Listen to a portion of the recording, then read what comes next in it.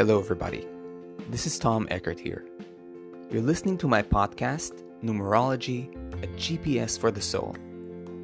This is your place to learn about the true power of numerology and how to use it to bring out the best in yourself, understand your loved ones better, take wise decisions, and prepare for your future. In other words, how to live your life aligned with your true destiny.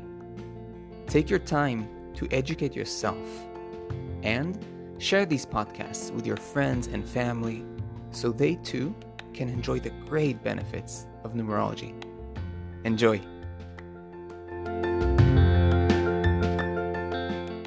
Hello there and welcome to all my listeners. Today we are moving into part 2 of Predictive Numerology. We're going to discuss a whole new kind of dimension of the numerological chart that is called the Table of Events. But before we dive in, if you are new here, welcome. In this podcast, we discuss numerology as a path for inner transformation, inner growth, spiritual expansion, self-understanding. And my particular approach is attempting to make numerology grounded, accessible and practical, and also applicable for everyday life matters and situations so that you can use this knowledge and you can actually grow and improve your life, make it more synchronized and aligned with the universe. Now, I also want to really thank all of you who shared your constructive opinions with me on how to improve my podcast. It's very helpful, and naturally, improving and changing things with my podcast is a process of trial and error.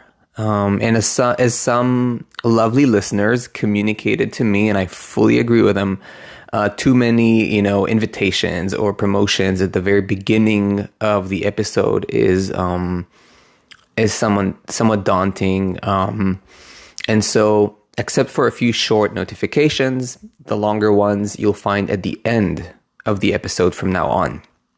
So thank you guys, and I really appreciate hearing your voice. So, having said that, here are a few ways you can dive deep into numerology. Especially for those who are new to this podcast, you should know about this. So first of all, I highly recommend booking yourself a numerology reading to get to experience the empowering effect of numerology. In a numerology reading, you can ask any question that is burning in your life, that is important to you, and get crystal clear answers that lead you to the next step on your path, and also give you or show you the bigger picture of your life. You can read more and contact me to book a numerology reading using the link in the episode description. Secondly, if you wish to understand numerology on a deeper level, to know yourself with profound clarity, or even pursue it as a career, then I'm inviting you to check out my numerology study paths. And there are 2. The first one, I welcome you to check out my self-study numerology course, a course you can do on your own pace to learn the fundamentals of numerology. Or if you want to go deeper, then I welcome you to join me on my complete path of certification from beginner to numerology expert and get certified as a professional numerologist. Again, to read more about both of those, the links are provided in the episode description. And as I said earlier, I would love to invite you to a free numerology webinar, but more about that in the end of the episode. So let us dive in. In the last episode about predictive numerology, I spoke about personal years, period cycles, and the synthesis of these two. Getting a good grasp of these 2 elements will already give you a solid foundation to start giving reliable, predictive readings to friends and clients, and needless to say, yourself. But naturally, the topic of prediction is much, much vaster and more detailed than this. So today, we'll add another very important and powerful factor to our main dish. And that is, as I already said, the Table of Events. The table of events is in fact such an important tool that, to be fairly honest, like as a professional, you cannot truly give a fully precise predictive numerology reading without it. I'm not saying you cannot give any predictive numerology readings. You can, but it'll miss like a big and very, very, very crucial part. Now, also, because it is such a detailed element of the chart, I won't be able to explain it all here. It needs to be seen, it needs to be practiced. But hopefully I can still, introduce you to the deeper world and power behind it. Now, remember though, as I already mentioned in the previous part 1 episode, if you didn't listen, then I highly recommend you do. Prediction is not meant to disempower you or encourage any kind of irresponsible and childish belief in faith or abdication of power. What I mean is, you should not approach numerology as a means to give you like a yes or no answer. Like, for example, will I find the love of my life? Or will I be rich? These are yes or no questions, basically take the power away from you. And that's not what we're trying to do.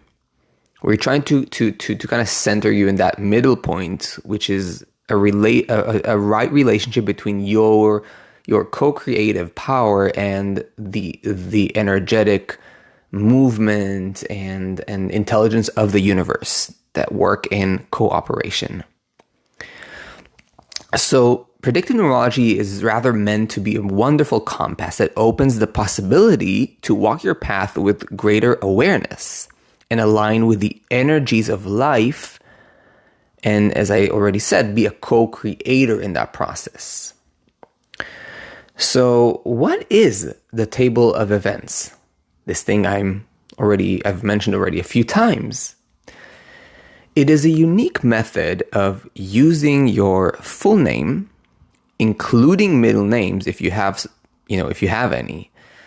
And that means first name, middle name, or middle names and last name, to build a detailed chart that shows the working energies for each and every year of your life, from birth till death. Now, naturally, we don't know when we're gonna die, right?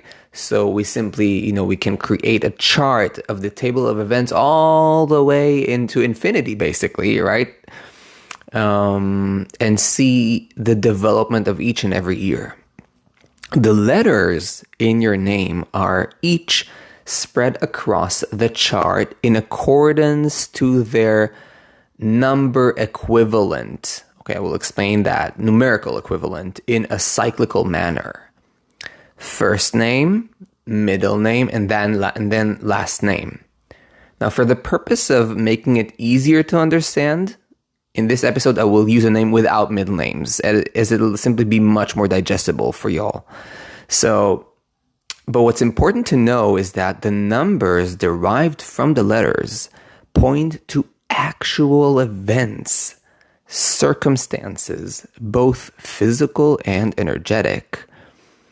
And by energetic, by the way, I mean emotional, psychological, and spiritual, that can be supportive or inhibiting to the personal years, right? So we're starting, to the personal years and also the period cycles, important to mention, and of course your core numbers. So we're basically, things are now getting more serious, more complex. We're having more details we need to take into consideration, and I just love it this way. That's really what sparks my enthusiasm and makes numerology so juicy, in my opinion. Diving into ever expanding levels of complexity and synthesis. But that's the more we master, these different aspects and know how to synthesize them, we can actually give far more accurate, detailed, and relevant numerology readings, and in this particular, context, predictive numerology readings.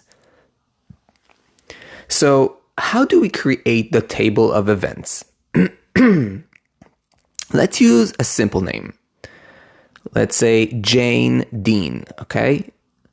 Every letter, as we already know, has a numerical equivalent, okay? And if you're completely new to numerology, then numbers, letters in numerology, each letter has a numerical value.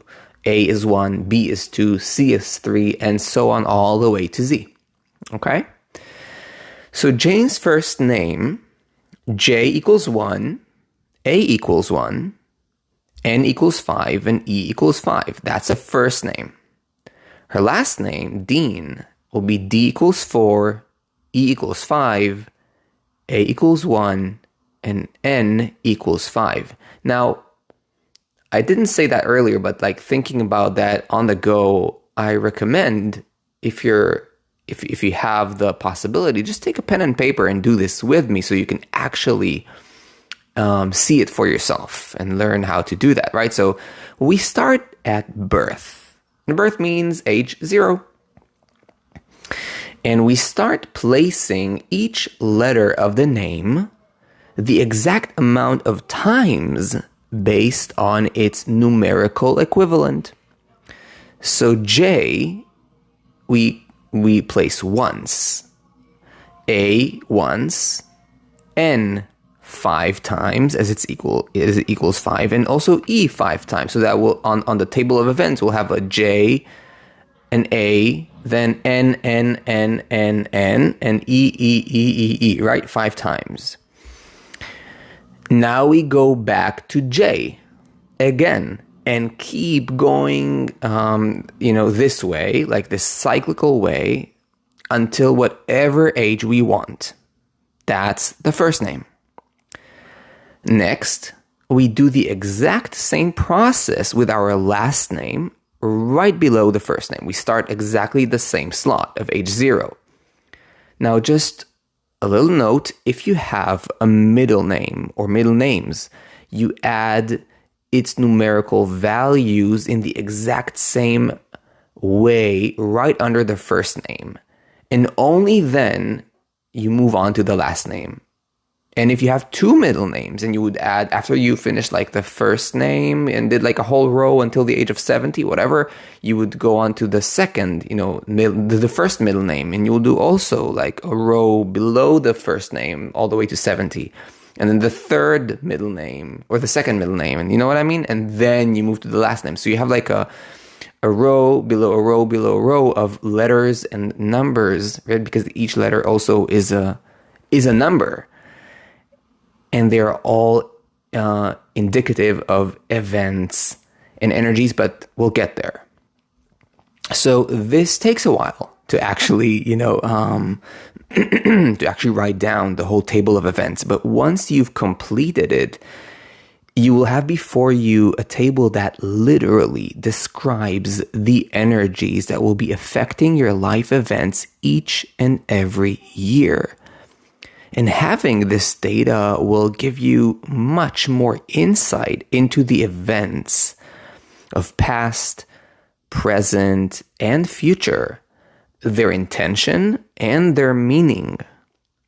And it will improve the foundation you built from our previous part 1 episode about personal years and, period cycles manifold. So yeah, bear with me. And again, if this episode is meant to kind of open your mind to the understanding of what this is, it may be helpful to search online for what the table of events in numerology looks like, so you understand what I'm actually talking about, and then also come back to the episode and listen to it while you see it before you. Now, before I move on to talking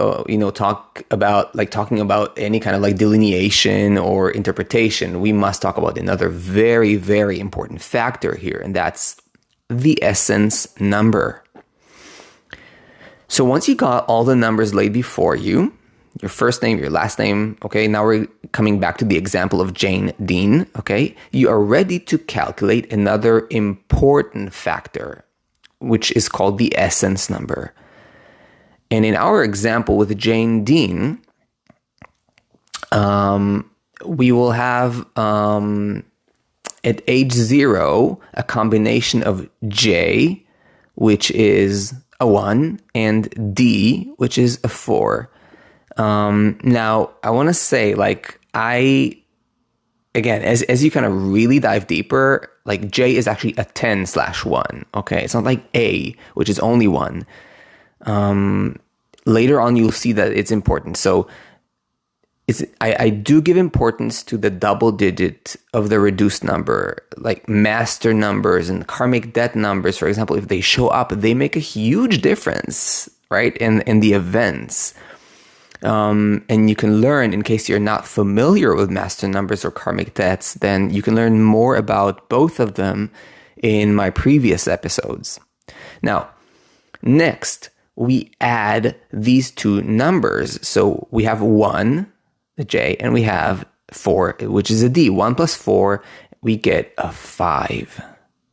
So by adding, right, the letter of our first name and the letter of our last name, the numerical value gives us the essence number of that particular year. And so this is the essence number and how you calculate it for every year of your life. And the essence number, in many ways, okay, you'll hear different interpretations about what it means, but I'm going to give you a different, kind of like a different perspective or different point of view that was also passed down to me by my teacher. And I really love that perspective. The essence number, in many ways, is like a universal influence working with you and working on you. Now, it can be supporting the personal year we talked about last time in the previous episode, or not. But still, the essence number is like, it's almost like a year derived from the name, we can say, okay? It's a way to look at it, like a particular energy working with you more from the background, okay? Like the universe trying to kind of like bring you to a certain place. But we'll get there as well. So remember, when you add the numbers, not to reduce a karmic debt or a master number. For example, if your name has a K equals 11/2, and 11 is a master number. And if you have a P is a 16/7. That's a karmic debt number. And in that case, you will not do 2 plus 7, but rather 11 plus 16, and you will get a more accurate end result, which is a 27/9 and not just a 9. And that's a more particular, right, kind of like description of the events and the energy that will be working with you. Very, very important as numerologists. So as you can see, things are getting richer and richer. Boy, do I love numerology. And I mean, you can hear that I'm kind of like sometimes stopping in the way I kind of talk, because it's a bit hard to kind of really describe all of these details.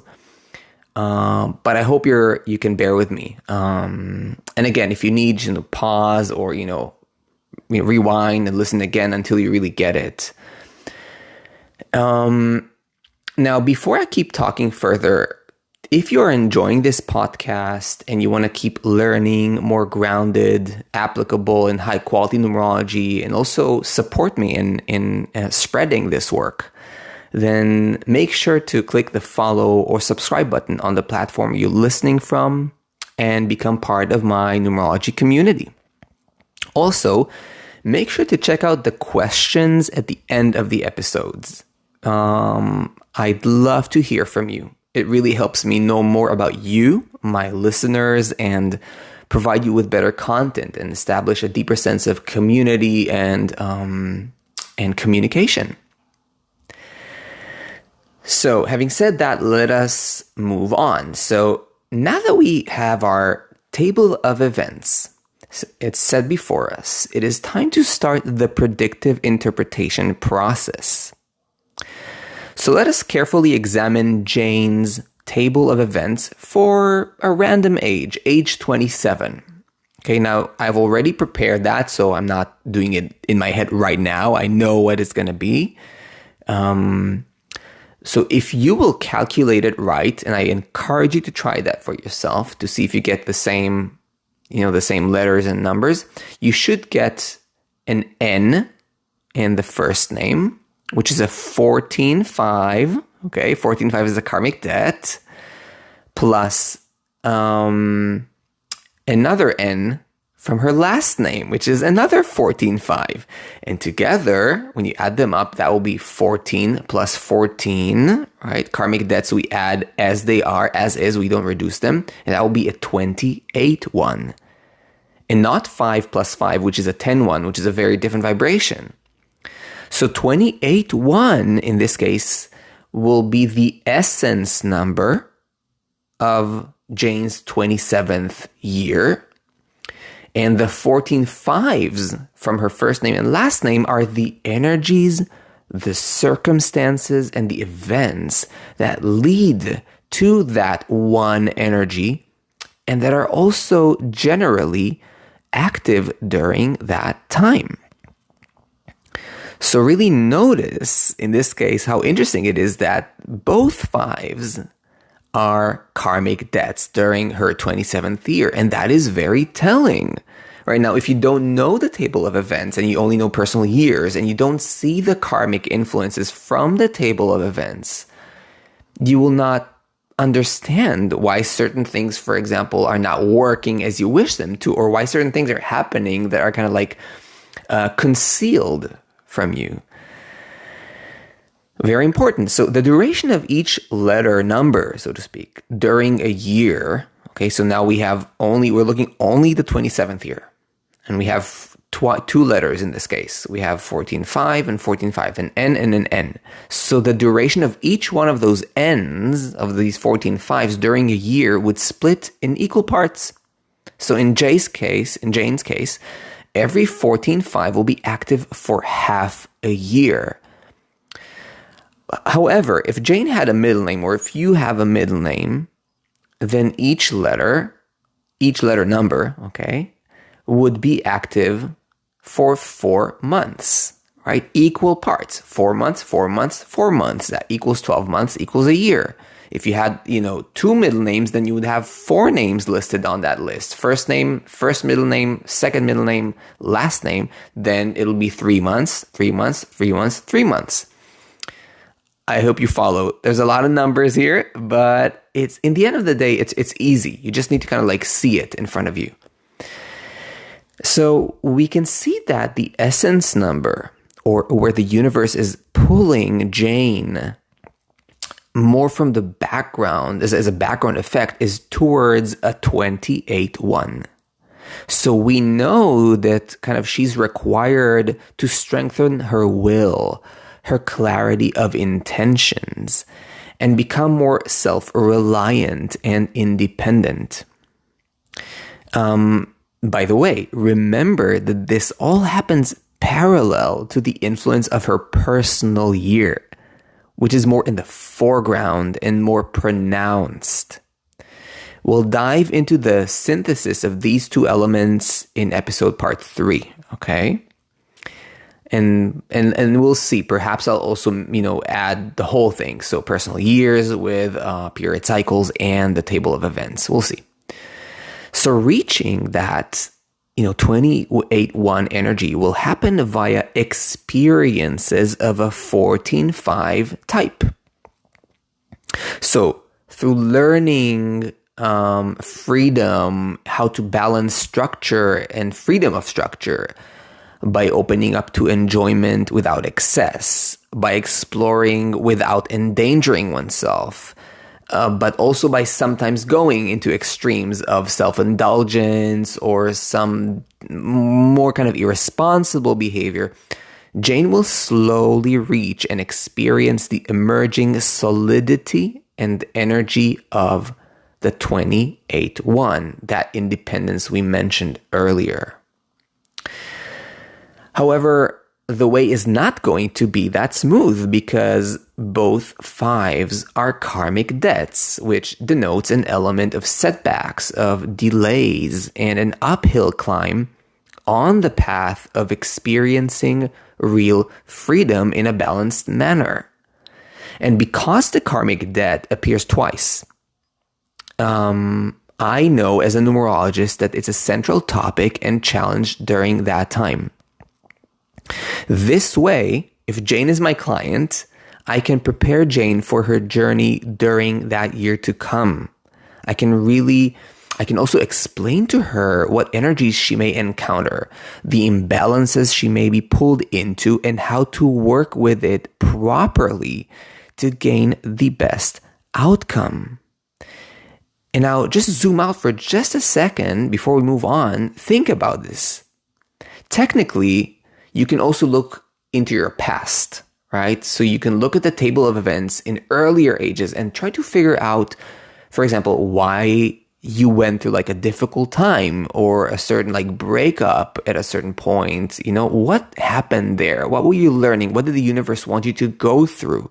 So what was the meaning behind that? And here we really, as I mentioned just in the very, very beginning of the episode, we are talking about spiritual growth here, my friends.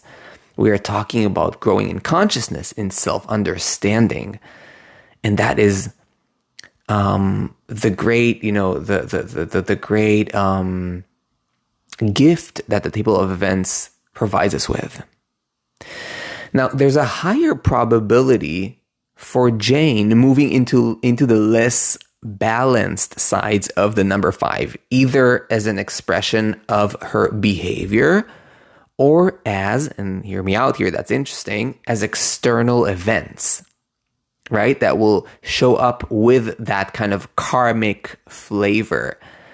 So for example, she may experience that in her job, there is much less stability, in that her boss gives her very ambiguous answers as if taking no responsibility when she asks him what's happening or what's the future of her place in this career in this company and so on. So that's, for example, external events of the nature of 14.5, right? They're kind of like things are kind of hanging in the air and it's not clear and you don't get clear answers and everything is changing. It's not like this kind of solid sense of freedom and flow like a natural 5. It comes with that karmic touch. And Jane will need to navigate that and also find her power, the 28-1, in all of that. Perhaps, for example, by asserting her clear willpower and perhaps by making a clear decision pertaining to her next step. But a decision, one, that is rooted in the 2-8, which is more thoughtful, well strategized, okay? Now, naturally, my friends, there are many ways to interpret the table of events. I'm giving you just like one perspective. And in a professional reading, it is synthesized with your personal year, period cycles, core numbers, and many other elements. They're just too many, too complex, and too advanced to explain, through a podcast. But these are things, for example, that I teach in my in-depth numerology certification studies for those of you who wish to dive deeper. Now, in our next episode, I will attempt to show you how these factors come together to form a more cohesive and solid predictive numerology reading. And as always, I really hope that hearing all of this inspires you to keep going, deeper and deeper into numerology. And it also shows you like the magic, right? It's so magical, so complex, so rich. So my friends, before we wrap this up, I'd like to invite you to a free online webinar I'll be giving about numerology for way showers and leaders of consciousness. It'll take place on October 5th at 7 p.m. Germany time. So that's Central European Time, CET. It'll take place via Zoom. And this webinar is dedicated to people who have interest in numerology and spiritual tools that can uplift them and humanity to a higher level of consciousness. So it's for those of you who want to leave a positive impact on the world by helping people to evolve consciously. If you're considering also to pursue a spiritual career where you truly touch and transform the lives of people, guide them and unlock the codes of their life path for them, then you're really more than welcome to join this meeting. I'm not sure if I already mentioned, but it's for free. Now, to register, make sure to click on the link to my Meetup group provided in the episode description, and make sure to then join the group and then to RSVP to secure your spot. Now, I will be doing a raffle, and during my webinar, I will demonstrate on 3 randomly chosen numerology charts of my listeners, but only listeners that are actually registered to the event. Now, if you want to have a chance to be one of those, please make sure to send me your full name at birth, including middle names and your date of birth. And make sure to write the month of birth in words. For example, November 5th, 1975, and not 11/5. Okay, why? Because I live in Europe. Many of you live in the United States. So there are different formats of writing the date of birth where the month is first or the day comes first, and I don't want any confusion. So make sure I will only pick those who've written me a month as a word. And please do so by sending me your details via the contact form on my website. But only, and please only if you plan to register to this event. And your details are, of course, only visible to me. Now, once I have your details, I'll do a raffle and choose random charts to analyze during the webinar. And I will notify you if you are chosen via my newsletter. Also, my friends, remember to check out the option of the numerology reading, booking yourself a professional, in-depth numerology reading.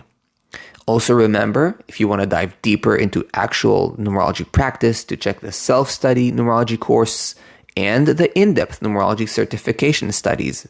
All the links are provided in the episode description. And make sure to check out and answer also the questions at the end of the episode. It really helps me to know more about you and provide you with better content, my friends. And last but not least, if you enjoy this podcast, again, my friends, and if you want to keep learning deep numerology and support my work, and spread the word, then make sure to click the follow or subscribe button on the platform you're listening from and become part of my numerology community. Okay, guys, I hope you enjoyed this episode, and as always, I'll see you in the next episodes.